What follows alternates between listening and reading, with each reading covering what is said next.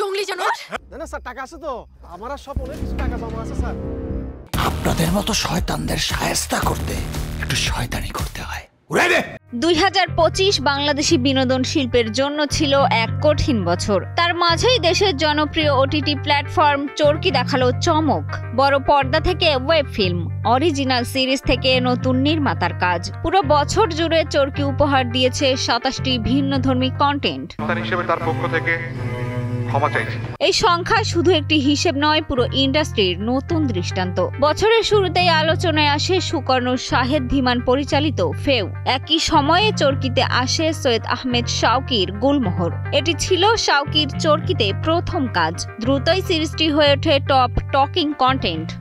আমি জানি তোমার সিনে ফেলাই। তুমি কে?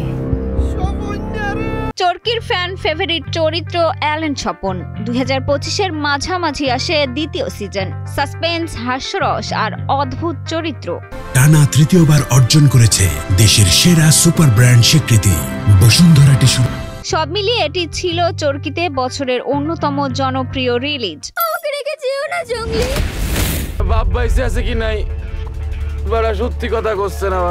গল্পে টুইস্ট লাগবে না, নাহলে প্রবলেম বড় হয়ে যাবে তো। 2025 সালে 2 ঈদেই চরকি ছিল ব্যস্ততম প্ল্যাটফর্ম। ঈদুল আজহায় একসঙ্গে মুক্তি পায় 4টি সিনেমা: প্রিয় মালতী, তাণ্ডব, উৎসব আর দাগি। এই 4টি সিনেমা প্রথমে প্রেক্ষাগৃহ দাপিয়ে তারপর আসে চরকিতে, যা ঘিরে দর্শকের আগ্রহ ছিল আকাশচুম্বী।